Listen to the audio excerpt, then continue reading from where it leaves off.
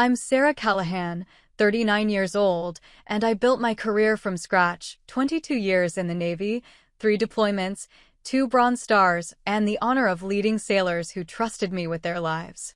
For years, I kept showing up for my family, sending money, writing letters, trying to earn the respect of a father who never once said he was proud. But at his 50th birthday party, when he mocked my service in front of everyone, I made a choice that changed everything. Have you ever been humiliated by someone you gave everything to? If so, share your story in the comments. You're not alone. Before I get into what happened, tell me where you're watching from. And if you've ever had to stand your ground and claim your worth, hit like and subscribe for more true stories about boundaries and resilience. What happened next might surprise you. I stand at the edge of my father's lawn, champagne glass in hand, watching him hold court. Thomas Callahan at 50, silver threading through his dark hair, expensive watch catching the afternoon sun. He's telling the story again, the one about David's first big contract, how he closed the deal with a handshake and a scotch. The guests lean in, laughing at the right moments. My brother stands beside him, grinning that easy grin that's always come naturally to him. I've heard this story 6 times today. Mom moves through the crowd with a tray of hors d'oeuvres, smiling her careful smile. Evelyn Callahan, the perfect hostess, smoothing over every rough edge, filling every awkward silence. She hasn't looked at me directly since I arrived 2 hours ago. Sarah, my Aunt Carol waves me over. Tell us, are you still doing that military thing? That military thing. 22 years of service, 3 deployments, 2 Bronze Stars. That military thing. Yes, Aunt Carol. Still serving. How nice. She pats my arm. And when are you going to settle down? Find a nice man? David's given your parents 2 beautiful grandchildren already. I take a sip of champagne. It's too sweet. My career keeps me pretty busy. Well, that's the problem, isn't it? She laughs, and it's not unkind, just dismissive. You can't build a family from a ship or a base or wherever they send you. Dad's voice cuts through the chatter. Sarah, come here a minute. I cross the lawn. The grass is perfect. He pays someone to keep it that way now that David's company is doing well. Everything about this house is perfect on the surface. New paint, new deck, new furniture in the sunroom. All of it courtesy of David's success. Yes, Dad. He puts his arm around my shoulders, pulling me into the circle of guests. His grip is tight. Everyone, this is my daughter Sarah. She's in the Navy. Been in for, what is it now? 20 years. 22. 22. Can you believe it? He squeezes my shoulder. I told her when she signed up, I said, Sarah, the military will chew you up and spit you out. Didn't I say that, Ev? Mom nods, not meeting my eyes. But here she is. Still hanging in there. He raises his glass. Still playing soldier. The guests laugh. It's a warm sound, friendly even. They don't mean anything by it. They're just following Dad's lead, the way people do at parties. I could correct him. Tell him I'm Navy, not Army. Tell him I made 6 years ago. Tell him about the commendation I received last month. But I've learned that correcting him only makes it worse. Still hanging in there, I echo and take another sip of too sweet champagne. This isn't new. This has been happening for years. The first time was at a family barbecue when I was 23, fresh from the academy. I'd tried to explain about my training, about the leadership principles we'd learned. Dad had listened for maybe 30 seconds before turning to David. So tell me about that new account you landed. At Thanksgiving 2 years later, I'd mentioned my deployment to the Mediterranean. That's nice, honey, Mom had said, passing the potatoes. Then Dad had launched into a story about David's promotion to regional manager. Christmas, when I was 30. I'd made lieutenant commander. Brought the official photo to show them, me in dress whites, the gold oak leaves on my shoulder boards. Dad had glanced at it. Very nice.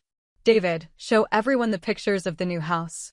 My birthday, my promotions, my accomplishments, they all became footnotes to David's story. And I kept coming back, kept trying, kept hoping that maybe this time would be different. That maybe if I just explained it better, showed up more often, proved myself more thoroughly, he'd see me. But he never did. The party continues around me. David joins our circle, and Dad immediately shifts his attention. There he is. The man of the hour, well, one of them. David just signed his biggest client yet. Tell them about it, son. David launches into the story, and I step back, letting myself fade into the background. It's a role I know well. I move toward the house, thinking I'll refill my glass, maybe hide in the bathroom for a few minutes. But I stop at the patio door, looking back at the scene. Dad's animated, gesturing broadly as he adds details to David's story. Mom's nodding along, proud. The guests are engaged, asking questions. No one's noticed I've stepped away. I think about the letters I used to write from my first deployment. Long, detailed letters about the ports we visited, the people I served with, the things I was learning. I'd pour my heart into them, wanting him to understand this world I'd chosen. Wanting him to be proud. He wrote back twice in 8 months. Both times, one paragraph. Glad you're safe. David's doing well. Take care. I think about the time his business hit a rough patch. I sent money, not a lot, but what I could spare on a junior officer's salary. He cashed the checks without comment. Never mentioned it, never thanked me. And when things turned around, he credited David for helping him restructure, even though David had been living across the country at the time. I think about every holiday, every visit, every phone call where I tried to share my life and got the same response, polite disinterest, followed by a redirect to David's achievements. And I think about how I kept trying anyway, because he's my father, and some part of me believed that loyalty and persistence would eventually break through. I was wrong. The glass doors reflect my image back at me. 39 years old, fit, confident in most areas of my life. But here, in this house, I'm still the daughter trying to earn her father's approval. Still the one who doesn't quite fit the image he wanted. I head inside, bypassing the kitchen where some of Mom's friends are arranging desserts. I find a quiet corner in the study, Dad's office. The walls are covered with photos and awards. David's college graduation. David's wedding. David's kids. A few family photos where I'm present but somehow peripheral, always at the edge of the frame. There's one photo of me in uniform, tucked on a side shelf behind a plant. It's from my commissioning ceremony, and I'm barely visible. Someone, probably Mom, put it there years ago, and it stayed there, gathering dust unnoticed. I should leave. Make an excuse, say my goodbyes, drive back to base. But something keeps me rooted here, glass in hand, staring at that forgotten photo. Maybe I'm waiting for something to change. Maybe I'm still hoping. Or maybe I'm just finally seeing clearly what's always been true. Outside, I hear Dad's voice rising over the others. You know what I always say, family and business, that's what matters. Building something that lasts. David understands that.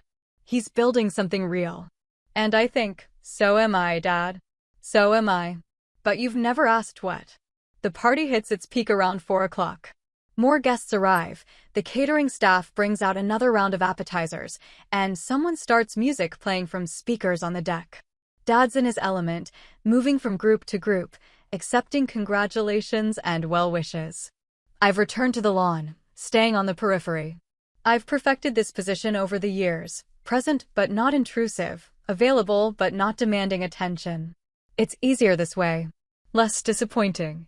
Sarah, honey, could you help bring out the cake? Mom appears at my elbow, her smile tight. I follow her inside. The cake is enormous, 3 tiers, decorated with elaborate fondant designs. 50 and fabulous scrolled across the top in gold lettering. It's beautiful, Mom.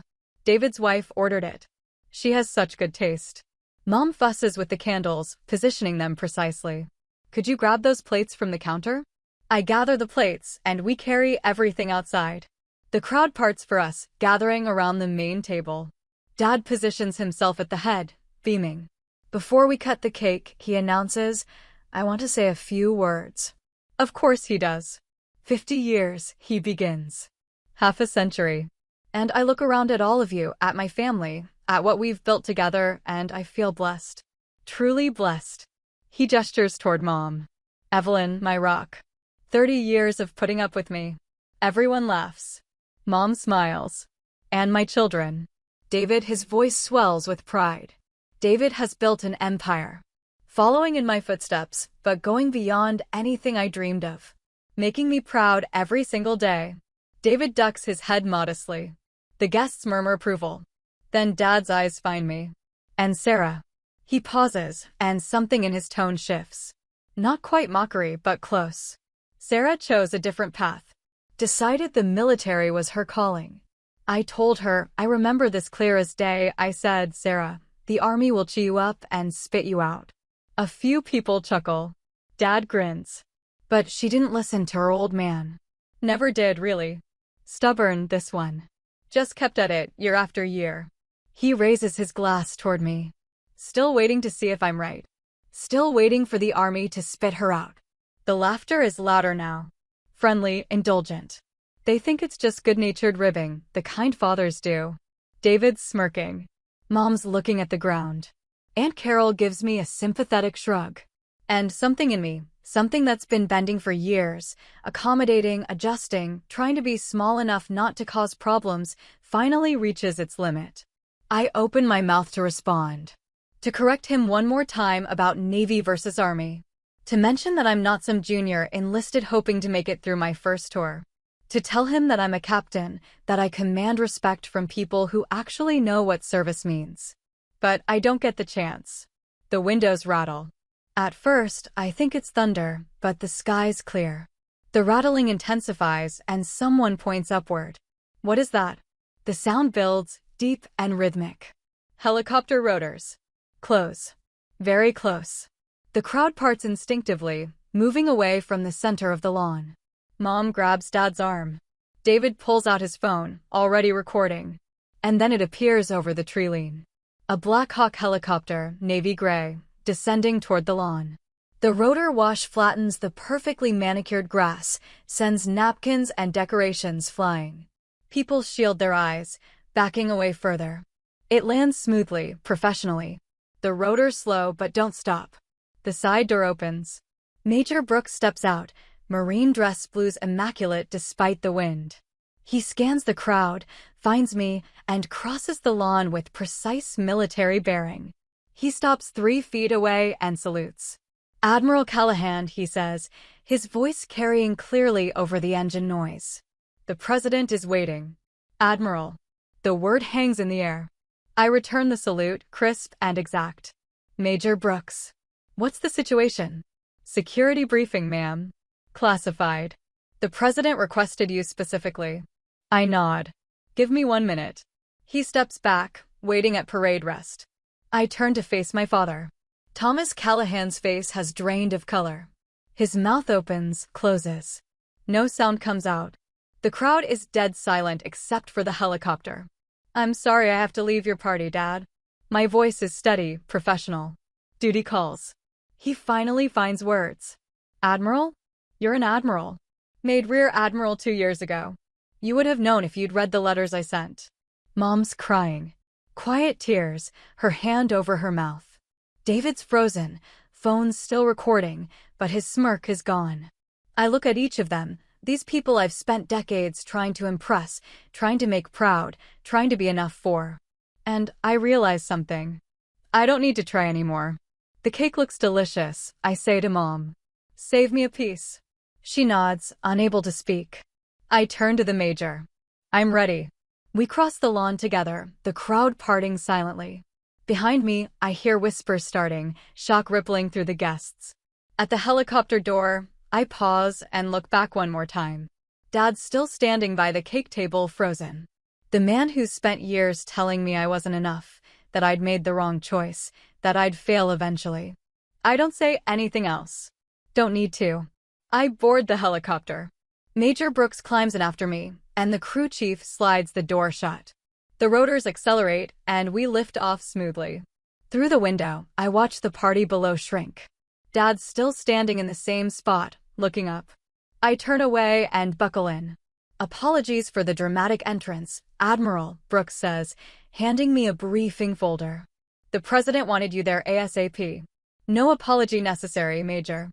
Sometimes dramatic is exactly what's needed. I grew up in the house we just left, though it looked different then. Smaller. Shabbier. before David's money transformed it into something worthy of magazine spreads. My room was at the back, overlooking the woods. David's was larger, at the front, but that seemed normal. He was older, the son, the heir to whatever Dad was building. I didn't mind. I had my books, my projects, my dreams of something bigger than this small town. Dad ran a regional distribution company. Not glamorous, but solid. He worked long hours, came home tired, smelled like warehouses and coffee. He had pride, though. Pride in his business, his reputation, his position in the community. And he had plans for David. From the time David could walk, Dad was grooming him. Teaching him about inventory, contracts, customer relations. Taking him to the warehouse on Saturdays, introducing him to clients. "This is my son," he'd say.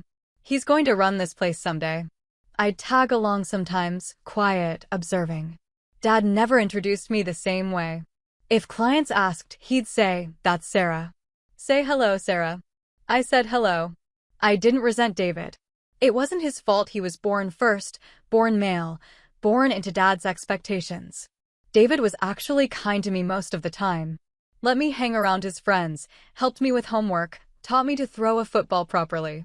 But the difference in how Dad treated us was impossible to miss. When David brought home B's, Dad celebrated. When I brought home straight A's, Dad nodded. Good. Keep it up. When David made varsity baseball, Dad attended every game, cheering from the stands. When I made academic decathlon captain, Dad said he'd try to make the competition, but business always came up. Mom noticed. I think she tried to compensate sometimes, giving me extra attention, praising my achievements privately. But she never contradicted Dad, never pushed back against the imbalance. That wasn't her way. "Your father has a lot of pressure," she'd say. "He's building something for all of us." I accepted that explanation for years. I tried to be understanding, to not be demanding, to prove I was worth his attention through sheer excellence. I became the responsible one. Did my chores without being asked, kept my room immaculate, helped Mom with dinner every night. I tutored other students, volunteered at the library, joined every academic club available. David coasted. Not badly, he was smart enough when he applied himself. But he didn't have to try as hard because Dad's approval came automatically. I earned scholarships. Full ride to college, my choice of schools. I'd worked for it, spent 3 years maintaining perfect grades while working part-time at the grocery store, building the kind of resume that made admissions officers pay attention. Dad's response, "That's good. Saves us money. David's going to need help with his business degree." I chose the Naval Academy. Not to spite him, though I'd be lying if I said his reaction wasn't part of it. I chose it because I wanted purpose. Structure. A place where merit actually mattered. Dad was furious. "You're throwing away your potential," he said. "You could do anything and you choose this?" Following orders, living in barracks, getting shipped off to God knows where. It's called service, Dad. It's called wasting your life. The military will chew you up and spit you out, Sarah. Mark my words. Mom cried, but didn't argue with him. David looked uncomfortable but stayed silent. I went anyway. The academy was hard. Brutal, even. Plebe summer broke people stronger than me. But I survived. More than survived, I excelled. Found out I was good at leadership, good at making hard decisions under pressure, good at bringing teams together. I wrote letters home every week. Told them about my classes, my training, my growing understanding of what it meant to serve something larger than yourself. Dad's responses were sporadic. One paragraph, usually about David's accomplishments. David made Dean's List. David got an internship with a Fortune 500 company. David's dating a nice girl from a good family. My graduation from the academy should have been a proud moment. I stood in front of Bancroft Hall with my classmates, tossing our covers into the air, officially commissioned as ensigns in the United States Navy. Mom came. David came, brought his new girlfriend. Dad found an excuse. Business emergency. He sent a card. Congratulations. Make us proud. I told myself it didn't matter.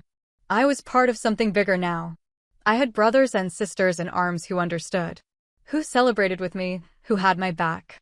But it did matter. It mattered a lot. My first deployment, I sent Dad a detailed letter about crossing the Atlantic, seeing Gibraltar, learning to navigate by stars and instruments and instinct. I told him about the responsibility of standing watch, knowing that my decisions affected everyone aboard. He sent back 3 sentences. Glad you're safe. David got engaged. We're planning a big wedding. I went to the wedding. Stood in the reception line in my dress whites, feeling like an exotic bird in a room full of business suits. People asked polite questions about my service, then moved on quickly to congratulate David and his bride. Dad gave a toast. Talked about watching David grow up, teaching him the business, seeing him become a man. I always knew my son would make me proud, he said. But he's exceeded every expectation. He didn't mention me once. I left early. Drove back to base with my dress whites carefully hung in the back seat, feeling like a fool for hoping it would be different. Years passed. I made lieutenant. Made lieutenant commander. Got selected for command school. Each promotion, each achievement, I dutifully reported home. Dad's interest never increased. But when his business hit trouble, a bad investment, a contract that fell through, cash flow problems, he called. Sarah, honey. His voice was strained, careful. I hate to ask, but things are tight right now. Just temporarily. If you could spare anything. I sent a check. Most of my savings, actually. Money I'd been setting aside for a down payment on a house someday. Thanks, sweetheart. I'll pay you back soon. He never did. 6 months later, business turned around. Dad credited David with helping him restructure, with bringing in new clients, with saving the company. David was living in California at the time. I was the one who'd sent money. I was the one who'd called every week to check on him, who'd listened to his stress, who'd offered what help I could. But David got the credit. I could have said something. Should have, maybe. But what was the point? It wouldn't change anything. Dad saw what he wanted to see. So I stopped trying to make him see differently. I focused on my career instead. Made commander, then captain. Got command of my own vessel. Led men and women through deployments, through storms, through situations where the wrong decision could mean lives lost. I was good at it. Better than good. My fitness reports reflected that. My commanding officers recognized it.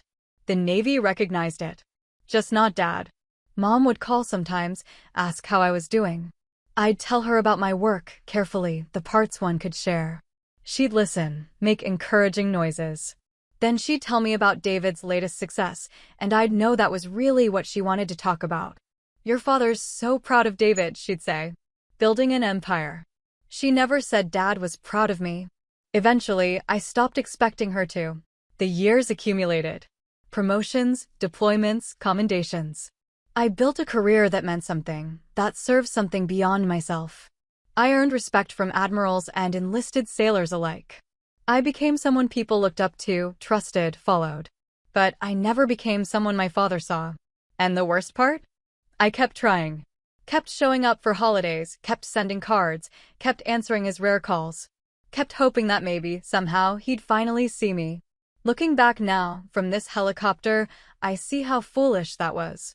Not because he didn't deserve my efforts, but because I deserved better than to keep offering them to someone who'd never value them. The briefing lasts 3 hours. Crisis in the Mediterranean. American interests threatened.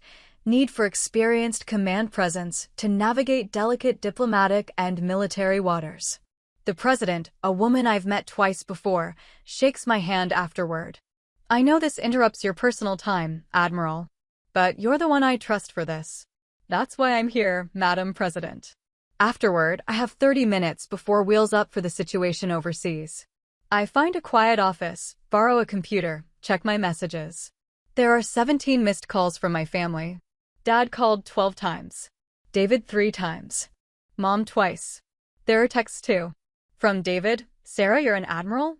From Mom, sweetheart, please call. Your father needs to talk to you. From Dad, Sarah, call me. We need to discuss this. I sit there, looking at those messages, and I realize something. I don't need to call back. Not right now. Maybe not ever. Not because I'm angry, though I was, earlier, standing on that lawn listening to him mock me. But anger has faded, leaving something clearer behind. Clarity. For years, I've been seeking approval from someone incapable of giving it. Not because he's a bad person, he's not really. Just limited. Narrow in his vision of success, unable to value anything that doesn't fit his specific framework. And I've spent decades contorting myself, trying to fit that framework, trying to translate my achievements into terms he'd understand. But I don't need to do that anymore. I've spent 22 years proving myself to people who matter. People who understand what service means. Who value leadership, courage, sacrifice. Who see me clearly and respect what they see. I don't need my father's approval to know I've built something worthwhile. I don't need his pride to feel proud of myself. I think about the girl I was, growing up in that house. The one who worked so hard for scraps of attention. Who made herself small and accommodating, hoping that would make her more lovable. I think about how she'd feel, knowing she became an admiral. Knowing she earned respect from the President of the United States. Knowing she built exactly the life she dreamed of, even when everyone doubted her. She'd be amazed. Proud. Maybe a little vindicated. I hope she'd also be relieved to finally stop seeking approval from someone determined not to give it. There's a knock on the door. Major Brooks. 10 minutes, ma'am. Thank you, Major. I close the messages without responding. I'll deal with my family later, or not. Right now, I have a mission. Right now, I have people depending on me. A crew waiting for orders. A situation that requires clear thinking and steady leadership. This is where I belong. Not on that lawn, listening to dismissive jokes. Not in that house, trying to make myself visible to someone who's chosen not to see me. Here. In uniform. In command. Making decisions that matter. I stand, straighten my uniform, and head for the airstrip. The deployment lasts 3 months. Tense negotiations, careful positioning of forces, endless meetings with diplomats and military leaders from a dozen nations. The situation resolves without shots fired, without American casualties, without international incident. The president calls it a textbook operation. My commanding officer adds another commendation to my file. I get back stateside in mid-December. The base is decorated for holidays, garlands on the gates, wreaths on doors. There's a welcome home ceremony, but it's low-key. My staff knows I prefer it that way. I check my messages once I'm in my office. The calls from my family stopped after the first week. There are a few emails instead. From David, Dad's pretty shaken up. Maybe call him. From Mom, hope you're safe, wherever you are. Love you. From Dad, nothing directly to me. But Mom forwarded something he sent her. I can't believe Sarah let me look like a fool in front of everyone. After all I did for her. I read that line 3 times. After all I did for her. Raised me, yes. Fed me, housed me, paid for things before my scholarships kicked in. Basic parental responsibilities, fulfilled adequately if not warmly. But what did he do for me beyond that? What encouragement did he offer? What pride did he show? What support did he give when I chose a path different from his expectations? He wanted me to feel grateful. To stay bound to him through obligation. But obligation without respect isn't a healthy foundation for any relationship. I don't respond to the email. Christmas approaches. Mom calls, asks if I'm coming home for the holidays. I don't think so, Mom. I have duty over New Year's, and I need to catch up on things here. Your father wants to see you. Her voice is careful. He wants to talk. About what? Silence. Then, quietly, he's struggling with what happened.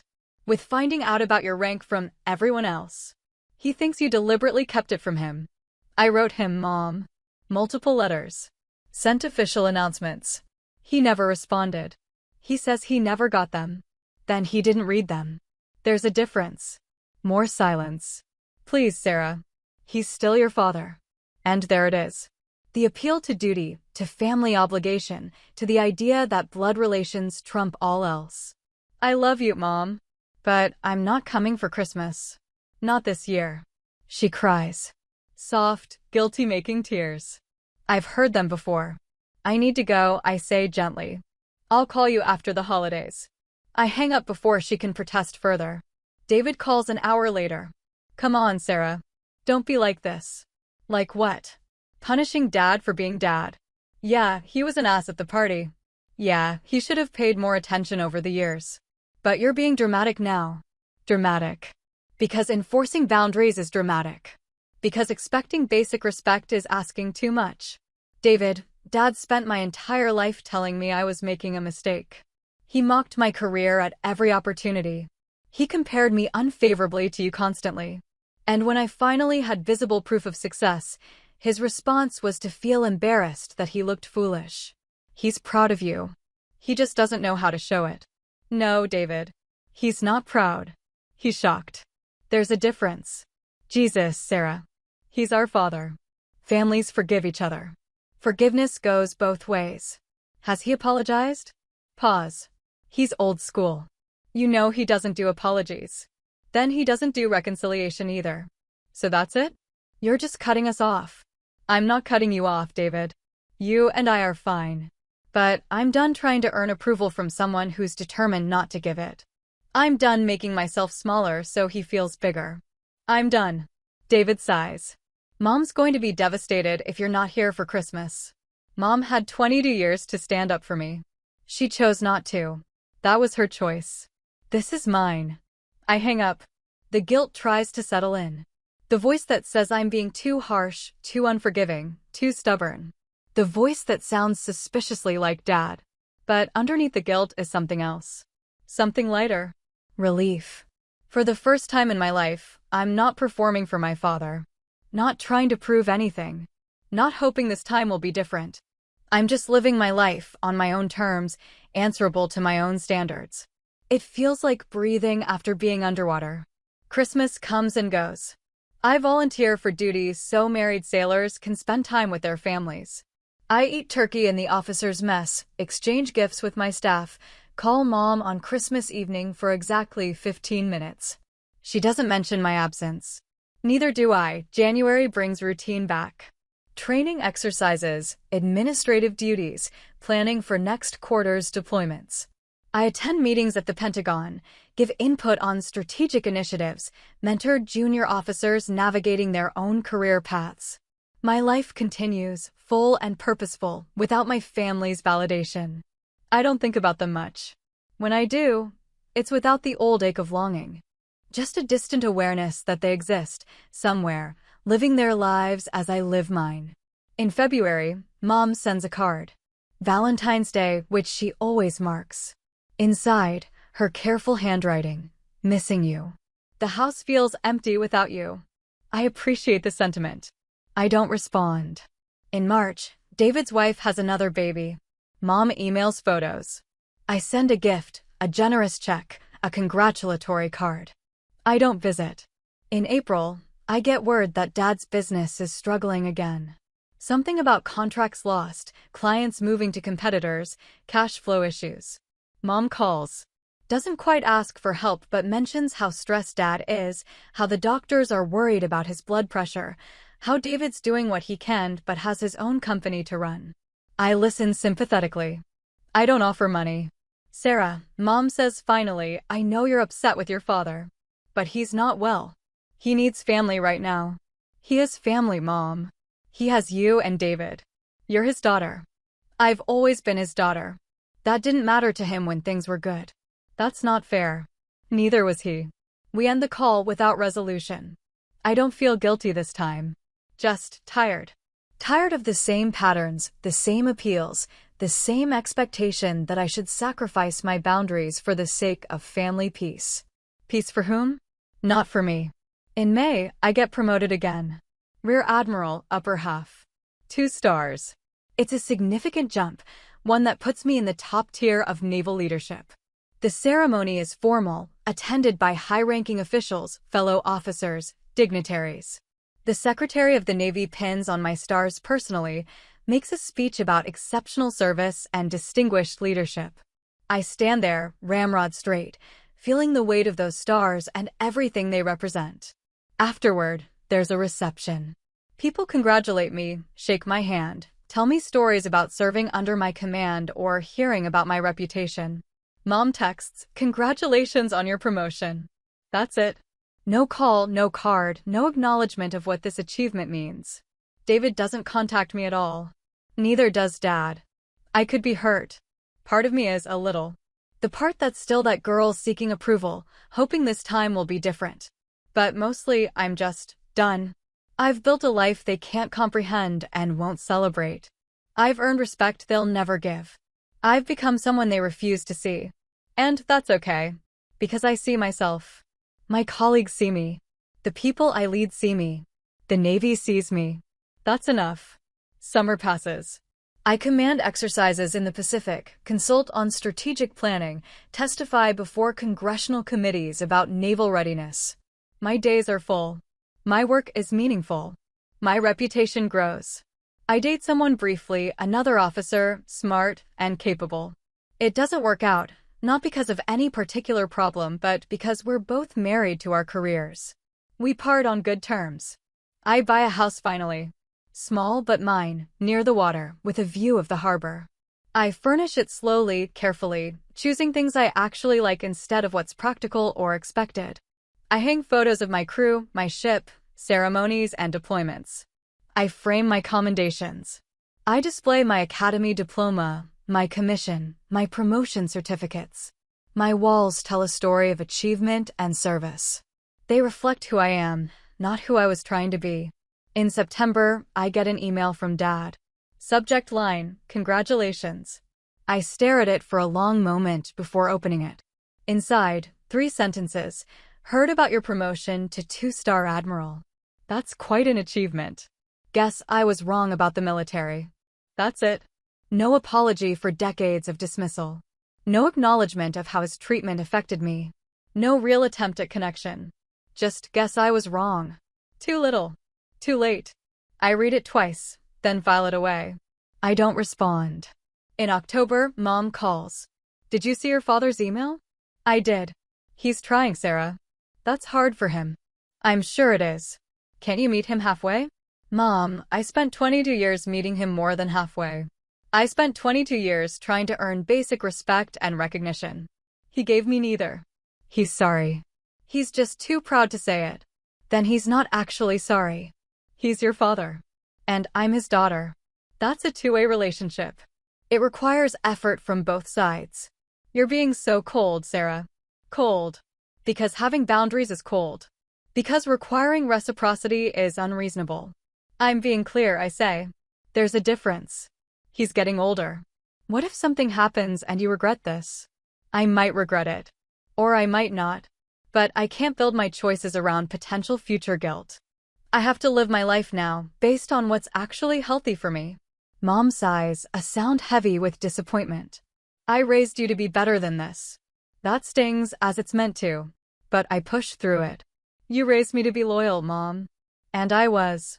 For decades. But you also raised me to stand up for myself, whether you intended to or not.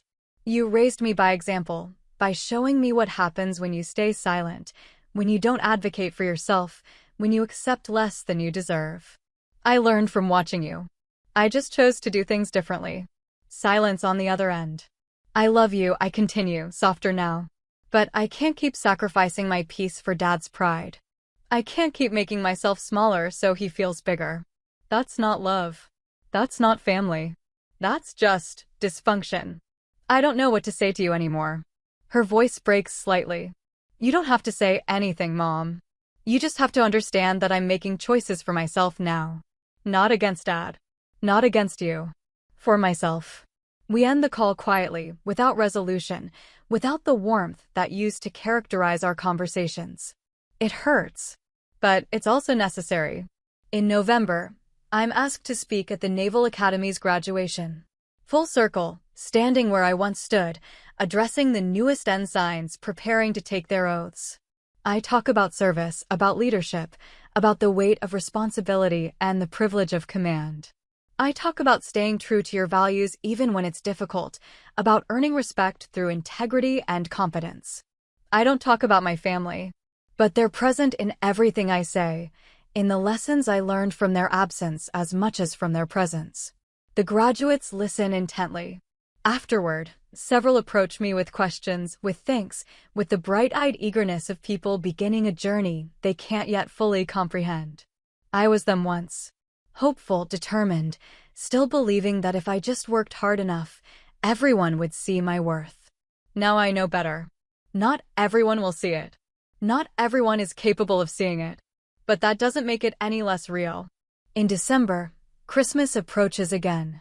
This year, Mom doesn't ask if I'm coming home. She just sends a card with a brief note, thinking of you always. Love, Mom. I send one back, love you too. Hope the holidays are peaceful. We've reached a détente, she and I. Not close, not the relationship we once had, but civil. Respectful of boundaries. Maybe that's all it can be now. David calls on Christmas Eve. He's been quiet for months, and I'm surprised to hear from him. Hey, Sarah. David. Merry Christmas. Yeah, you too. He pauses. Listen, I've been thinking about what you said. About how Dad treated you.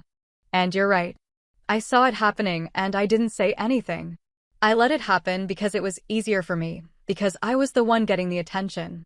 That wasn't fair to you. I sit down slowly. This is unexpected. I'm sorry, he continues. I should have stood up for you. Should have told Dad he was being an ass. Should have. I don't know. Been a better brother. David, no, let me finish. You were right to step back. Right to set boundaries. I've watched you these past months, living your life, not apologizing for it, and I've realized how much courage that takes. More courage than I've ever had. My throat tightens. Thank you for saying that. Dad's never going to change, Sarah. You know that, right? He's too set in his ways, too proud to admit he was wrong about anything significant. You could cure cancer, and he'd find a way to minimize it. I know. So I guess what I'm saying is, I get it. I get why you're not coming around. And I don't blame you. We talk for another 20 minutes. Really talk, for the first time in years. About our childhood, about the patterns we both saw but interpreted differently, about the choices we've made as adults. It doesn't fix everything. But it's a start. You're still my sister, David says before we hang up. That matters to me, even if it didn't seem like it before. You're still my brother, I reply. That hasn't changed. After the call, I sit in my house by the harbor, watching the lights reflect on the water and feel something shift inside. Not forgiveness for Dad, that might never come or might come slowly, partially, in ways I can't predict. But acceptance. Acceptance that some relationships have limits, that some people can't give what you need, that it's okay to step back from dynamics that diminish you. And underneath the acceptance, peace. The calendar turns to a new year. I'm 40 now, 2 decades into a distinguished career, with more ahead if I choose to continue. I attend high-level briefings at the Pentagon, consult with allies overseas, make decisions that affect thousands of personnel. I mentor junior officers, advocate for improved conditions for enlisted sailors, push for strategic innovations in naval doctrine. My work matters. My leadership matters. My voice carries weight in rooms where national security is decided. This is what I've built. This is who I've become. In February, I'm invited to speak at a leadership conference. Military and civilian leaders from across the country discussing challenges and best practices. I'm on a panel about navigating organizational dynamics and maintaining integrity under pressure. Someone asks, how do you handle situations where your values conflict with those in positions of authority over you? I think about my father. About years of navigating his dismissal while trying to maintain relationship. About finally choosing myself over his approval. You have to decide what you're willing to compromise and what you're not, I say. Early in my career, I believed that persistence and excellence would eventually win over anyone's skepticism. I thought if I just proved myself thoroughly enough, everyone would come around. The audience leans in, attentive. But that's not always true. Some people are invested in their initial assessment of you. Changing that assessment would require them to admit they were wrong, and for some personalities, that's impossible. So you have to make a choice. Keep performing for an audience that refuses to applaud, or redirect your energy toward people and environments that recognize your value. How do you know when to stop trying? Someone asks. When the cost of continuing exceeds the benefit. When you realize you're sacrificing your integrity, your peace, or your self-respect for the approval of someone who's demonstrated they won't give it. That calculation is different for everyone. But at some point, you have to ask yourself, Am I doing this because it's healthy and reciprocal, or because I'm afraid of what it means if I stop? The room is quiet. I can tell the question resonates beyond just professional contexts. The hardest boundaries to set are often with people we love, I continue. Family, longtime friends, mentors. Because we want to believe that loyalty and persistence will eventually change things. But sometimes the most loving thing for them and for yourself is to step back and stop participating in a dynamic that diminishes both of you. After the panel, several people approach me privately. They share stories of their own difficult relationships, their own struggles with boundaries, their own journeys toward choosing themselves. I listen, offer what perspective I can. And I'm reminded that the lessons I learned on my father's lawn aren't just about him and me. They're universal struggles, played out in families and workplaces and communities everywhere. Choosing yourself isn't selfish. Sometimes it's survival. In March, I receive an unexpected package. No return address, but the postmark is from my hometown. Inside, a letter and a photograph. The photo is old, faded. Me at maybe 7 or 8, standing next to Dad in the warehouse. I'm wearing oversized work gloves, holding a clipboard, looking up at him with absolute adoration. He's mid-laugh, hand on my shoulder, caught in a moment of genuine warmth. I don't remember this day. Don't remember him laughing with me like that, including me in his world. But apparently it happened. At least once. The letter is from Dad. His handwriting shaky, age or emotion, I can't tell. Sarah, I found this photo in an old box. I'd forgotten about it. You used to come to the warehouse sometimes when you were little, before David got old enough to take an interest. You'd follow me around, asking questions about everything. I called you my little supervisor. I don't know when I stopped seeing you. When you became the daughter I didn't know how to talk to instead of the little girl who thought I hung the moon. Maybe when you started choosing things I didn't understand. Maybe when you stopped needing me the way you used to. I'm not good at apologies. Never have been. Your mother tells me I should say sorry for how I treated you, for the things I said at my party and all the years before. She's probably right. I was proud of you. I am proud of you. I just didn't know how to show it when you were doing things so different from what I knew. It felt like you were leaving, choosing something else over family, over me. I know that's not what you were doing. But that's how it felt. I handled it badly. Pushed you away instead of trying to understand. Made jokes instead of asking questions. Compared you to David because his path made sense to me and yours didn't. An admiral. 2 stars. The president calling for you personally. I spent weeks after that party trying to understand how I missed it. How I didn't see what you were becoming. But I did miss it. Because I wasn't looking. Because I decided early on that your choice was wrong, and I never reconsidered that decision even when evidence piled up against it. You don't owe me anything. You don't owe me your time or your forgiveness or your presence. You gave me all of that for years, and I squandered it. I'm sending this because I found the photo and remembered who we used to be to each other. Before I ruined it. Before my pride got in the way of my love. I don't expect anything from you. I just wanted you to know that I see you now. Finally. Too late, maybe. But I see you. I'm sorry, Sarah. For all of it. Dad, I read the letter 3 times. Each time, different emotions surface. Anger at how long this took.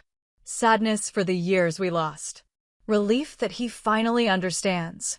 Wariness that this might be temporary. And underneath it all, grief. For what we could have been and weren't. For the relationship we should have had but didn't. I set the letter aside and pick up the photo. Look at that little girl with her oversized gloves and her adoring gaze. She deserved better than she got. But she became something extraordinary anyway. I sit with the letter for days. Don't respond immediately because I need to figure out what I actually feel, what I actually want. Do I want reconciliation? Do I want to rebuild a relationship with someone who took 40 years to see me? I don't know yet. Maybe, maybe not. But I know this, if we rebuild, it will be on terms that respect us both. Not me performing for his approval. Not him grudgingly acknowledging my existence. Something real, equal, mutual. Or nothing at all. Both options are acceptable now. That's the difference between now and before. I'm not desperate for his love anymore. I'm not willing to accept crumbs and call them a feast. If he wants relationship, He has to show up for it. Really show up. Consistently. Over time. One letter isn't enough. But it's a start. In April, I call him. He answers on the second ring, and his voice is uncertain. Sarah? Hi, Dad. Silence. Then, thank you for calling. I wasn't sure you would. I wasn't sure I would either. More silence. Neither of us is good at this, at being vulnerable, at naming what we feel. I got your letter, I say finally. And the photo. I meant what I wrote. I know. I believe you. But it's not enough. He says it like a statement, not a question. It's a start. But no, it's not enough. Not yet. What would be enough? Fair question. Hard to answer. Time, I say. Consistency. Actually knowing me instead of the version of me you've imagined. Respecting my choices even when you don't understand them. Treating me like someone whose life has value even though it looks different from what you wanted. I can try. Trying isn't enough either, Dad. Either you do it or you don't. He's quiet for a long moment. You've gotten tough. I've always been tough. You just didn't notice. A sound that might be a laugh. Might be a sob. Fair enough. We talk for 20 minutes. Stilted, careful, neither of us sure of the ground we're standing on. But we talk. Before we hang up, he says, I'd like to see you. When you have time. If you're willing. Maybe I say. Let's see how things go. That's fair. It's not a resolution. Not forgiveness, not full reconciliation, not the happy ending that stories usually promise. But it's honest. And it's a start. The Black Hawk lifts off from my father's lawn, carrying me away from the party, away from the humiliation, away from years of trying to be enough for someone who refused to see me. Below, the guests scatter in the rotor wash. Dad stands frozen by his cake table, face drained of color, finally understanding what he missed. I turn away from the window and focus forward. Major Brooks hands me the briefing folder. The situation is developing rapidly, ma'am. The president wants your strategic assessment before deciding on military response.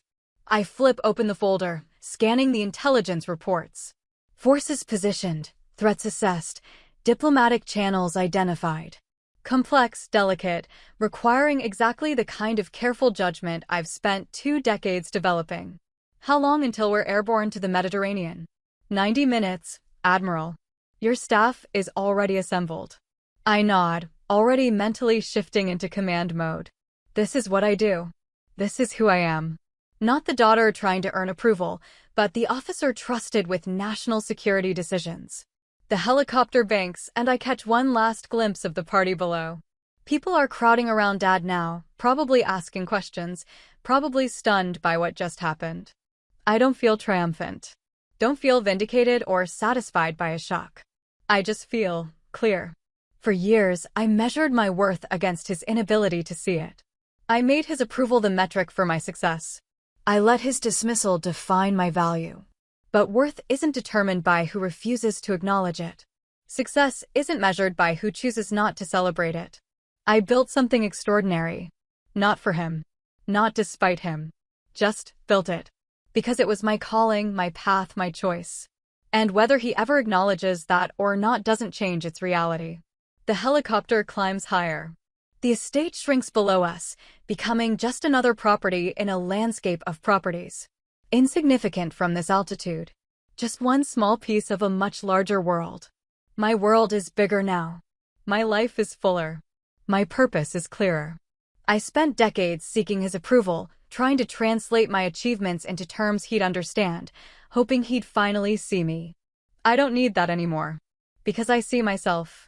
I see the little girl who dreamed of something more, who refused to be confined by others' expectations, who chose the harder path because it called to her.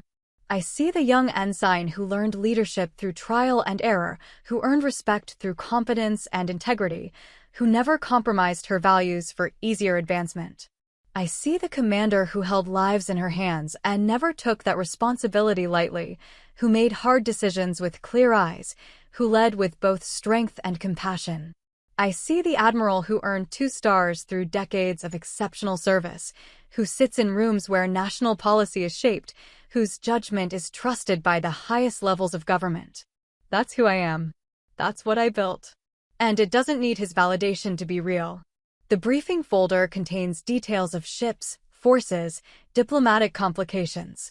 I absorbed the information quickly, my mind already working through scenarios and strategies. This is what matters. This moment, this mission, this responsibility. Not the party behind me. Not the approval I'll never get. Not the family dynamics I can't fix. This. Major Brooks glances over. You all right, Admiral? I close the folder and meet his eyes steadily.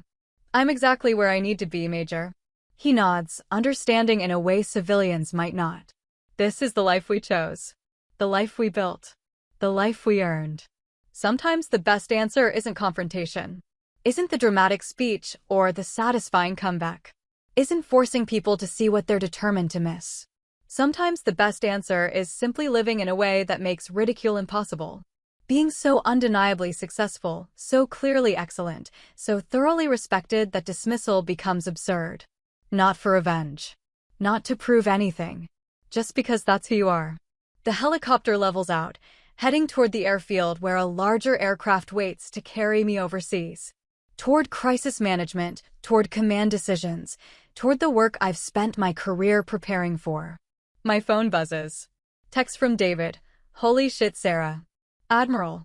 I silence the phone without responding. Later. Maybe. Or maybe not. Right now, I have a job to do. The president is waiting. My crew is waiting. The mission is waiting. And I'm ready. I've always been ready. I've always been capable. I've always been exactly who I am now. The rank just made it visible to people who refused to look. But I knew. My colleagues knew. The people I served with knew. The Navy knew. And in the end, that's what matters. Not the approval I sought for decades, but the respect I earned. The integrity I maintained. The life I built on my own terms. The helicopter carries me forward, toward the next challenge, the next mission, the next moment where my judgment and leadership will make a difference. Behind me, my father finally understands what he missed. Ahead of me, a world where I'm seen clearly, valued appropriately, respected fully. I don't look back. There's nothing there I need anymore. The rotors beat steadily against the sky, carrying me toward what matters. Toward purpose. Toward mission. Toward the life I chose and the person I became. Admiral Sarah Callahan. Not playing soldier. Not waiting to be chewed up and spit out. Just serving. Leading. Excelling. Being exactly who I always was, with or without his approval. The party fades into memory. The humiliation becomes just another moment in a long story, significant only for what came after. What came after is everything. The work. The rank. The respect. The life built on my own terms. That's the real revenge. Not the dramatic entrance or the shocked faces, but the life itself. The undeniable, excellent, purposeful life. The one he said I couldn't build. The one I built anyway. The ceremony takes place on a crisp October morning, 18 months after that birthday party. The naval base is dressed in full formal regalia, flags snapping in the autumn breeze, honor guard assembled in precise formation. I stand at attention as the Secretary of the Navy reads my promotion citation. 3 stars now. Vice Admiral. One of the highest ranks in the service, achieved by fewer than 100 officers at any given time. The crowd is substantial. Fellow officers, dignitaries, members of Congress, colleagues from joint operations across all branches. People who've worked with me, served under me, witnessed my career firsthand. And in the third row, looking uncomfortable in a suit that doesn't quite fit, my father. I didn't invite him. Mom asked if she could bring him. I said yes, though I wasn't sure it was the right choice. David's here too, with his family. Mom's in the front row where family traditionally sits, dabbing at her eyes with a tissue. The secretary pins the 3rd star on my shoulder board.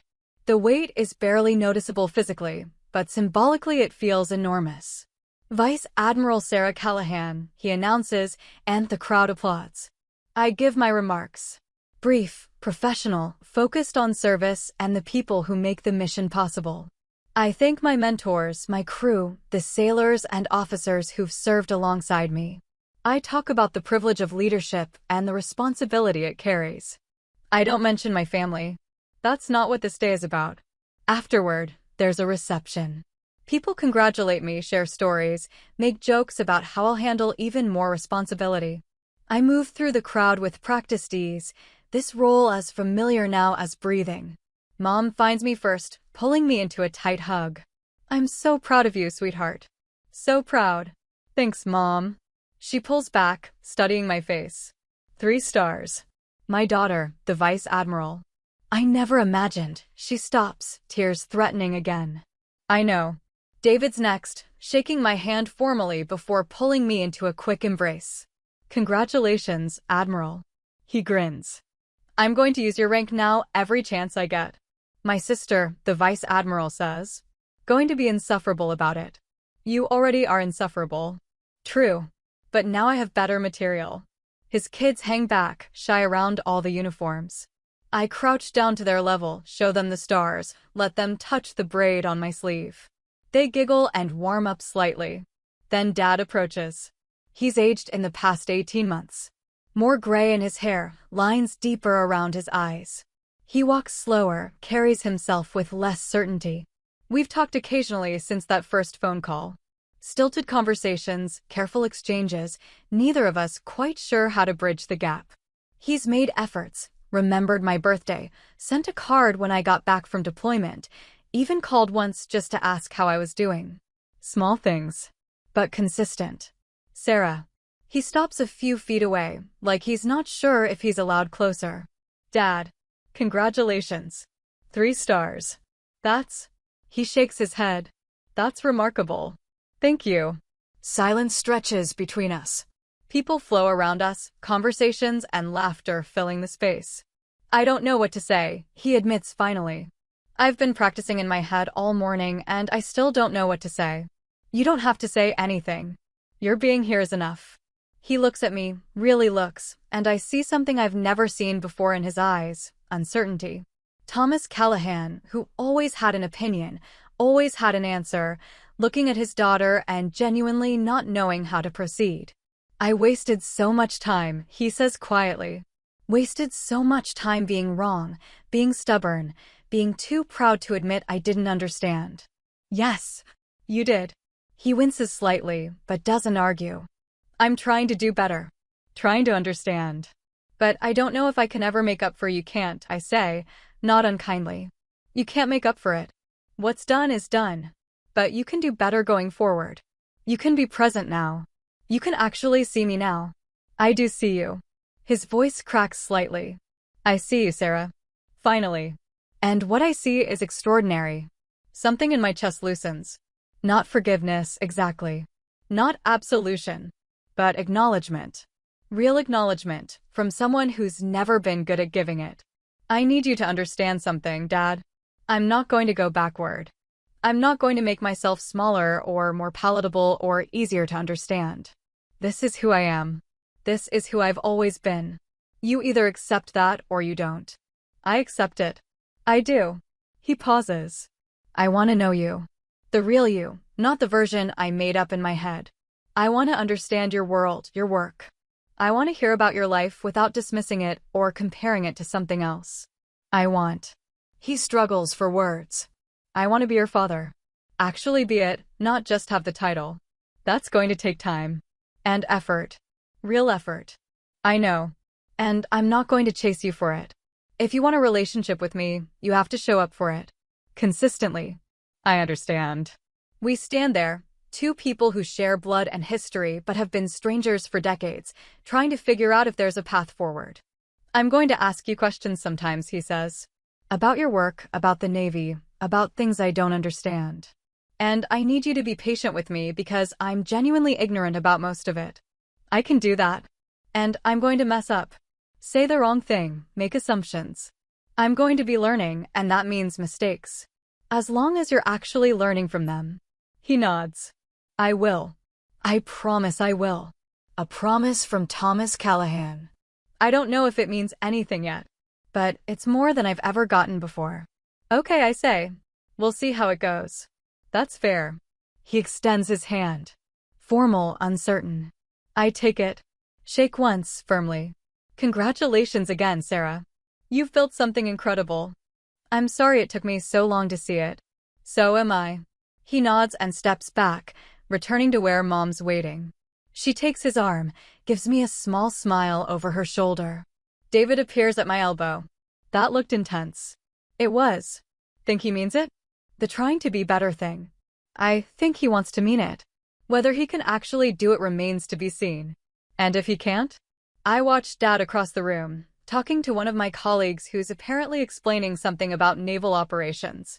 Dad's listening, actually listening, asking questions. Then I'll be fine, I say.